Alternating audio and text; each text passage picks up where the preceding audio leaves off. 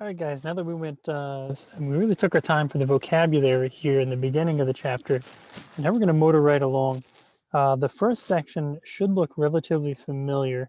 We were working with different functions, and now what we're going to do is we're going to build functions, and all that really means is we're going to use some addition. You've seen, I think, both of these notations through Algebra 1 and Algebra 2.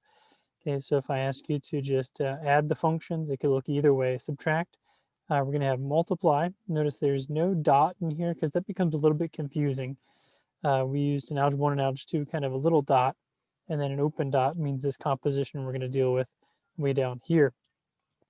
The other thing is division, and the division creates an issue because the one on the bottom obviously cannot be equal to 0, so we end up with more restrictions than we usually do. Okay, so we're just going to add, subtract, multiply, and divide these functions.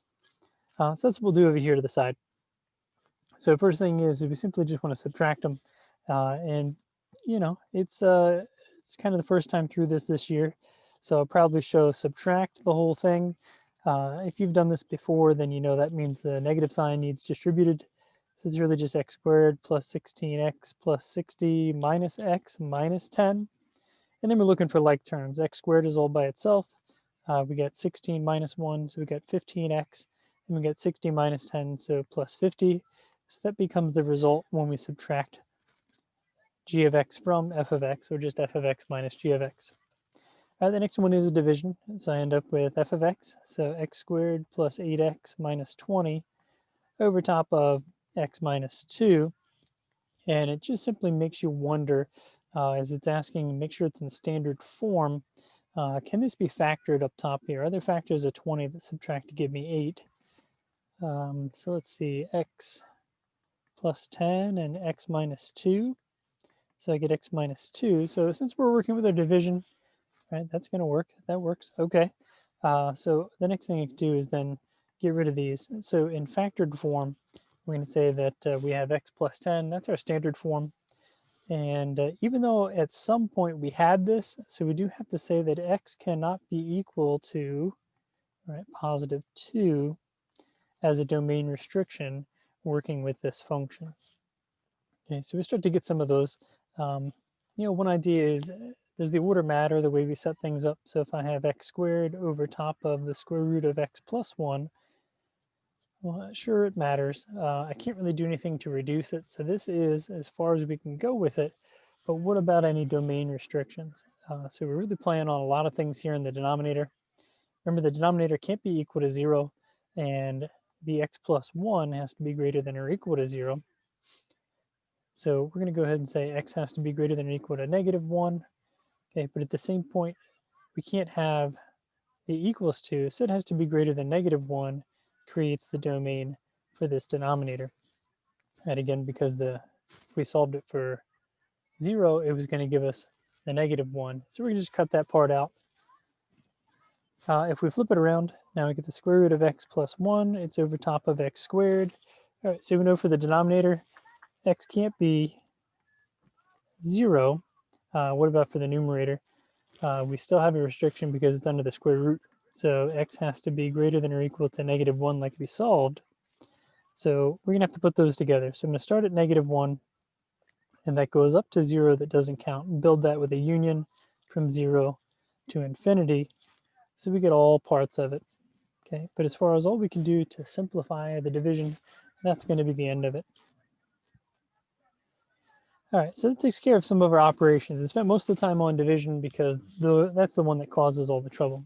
Now, composition of functions, we're going to use this just to get started, and then we're going to use it in the next half where we deal with inverses, because it's a great way to prove our inverses.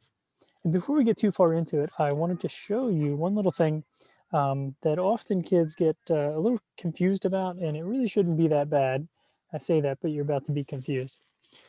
And what we're talking about is f of 9. So here's my f of x function. So I want to find out where x is 9, and here it is. So if I zoom in here, that means that we get a result of 4. So that means I want to take and solve g of 4 to find out the final value. So I'm going to find out where g is 4, which is here, and tie that up. So my final answer is negative 5.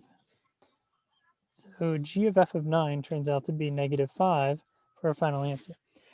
For some reason, we're much more comfortable with this to do this with functions, but as a higher level skill, we're also going to try and figure out what's going on to get the composition from a graph. So let's try it again. This time we're going to start with f of 2. So here's f of x. I'm going to find out 2. So that gives me 2 comma 0. So that means the 0 is what's going to go into g. So that means we need g of 0. And where g is 0, it looks like a mess. It looks like -5. I'm going to call it -5.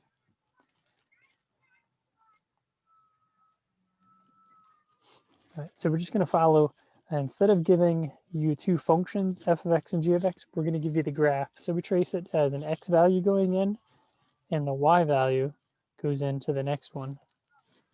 So not too bad. You just want to do that with numbers now? Cool. Me too. So we're going to plug in -6 into f of x. So 2 times -6 plus 13. That's -12 plus 13. So we got 1. Well, that's the result of f of -6. So we're going to plug that into g. So here we go. We got 1 squared minus 7 times 1 minus 6. I get 1 minus 7 minus 6. That's -6 minus 6 is -12. All right, if you didn't need all those steps, that's okay. If you did, hey, you're welcome. All right, so we're going to plug it in. So g of f of -6 is going to give me -12. The order does matter. If you don't believe me, try it the wrong way, and you'll get a completely different number. All right, so that's if we have a number to plug in. Again, that should be from Algebra 2, and hopefully we're doing okay with that. All right, the next one now, we have this composition with this open circle in here, right? Golf. Sometimes we joke and say golf. All right, here we go. So this says take f of x and put it inside of g of x. Okay, so here's f of x, and I'm going to put it right here. So I need 3 times 2x squared minus 4x plus 13, and then minus 5.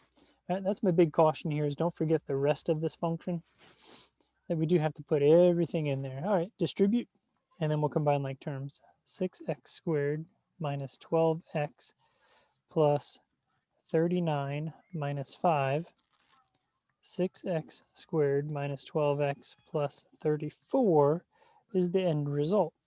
Okay, so when it's saying just leave x as x, we're taking this whole function in, and we're almost using it like substitution. So we put the whole thing in place of that little x. You can imagine if we flip this around and do it the other way, we're going to have to FOIL and distribute and do some more distributing. All right, so let's check this out. Let's see what else we got down here. All right. So here we're going to just double check that the order does matter. So here I'm saying I want to take f and put it into g. So what was g? G is the square root. So in place of it, we're going to do x squared minus 1.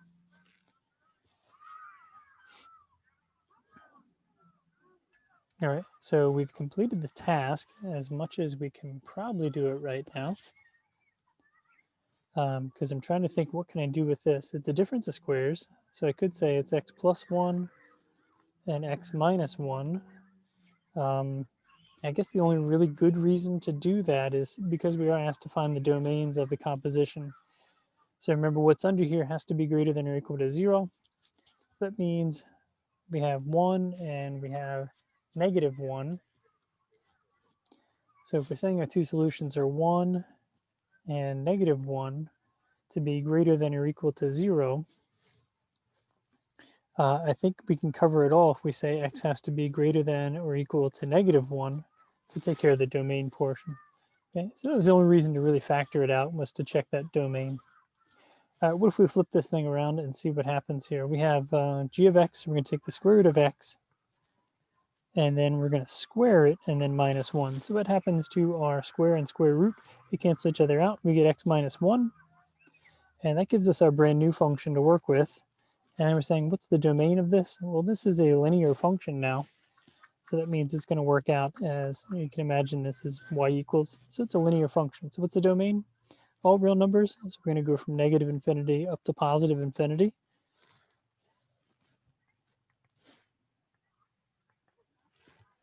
All right. So that helps get us through where we want to be. Remember, the big thing here was division. So you can see the first couple homework problems that we're going to deal with as long as we clarify all your questions for you. And then the composition with numbers. So we're going to plug numbers in, then the composition. So this is kind of the toughest thing today, is to actually plug that function into the other one. So just be careful and use some parentheses whenever you need to. So when you go to plug something in here or in here, remember it's going to go inside the x and then squared, or vice versa.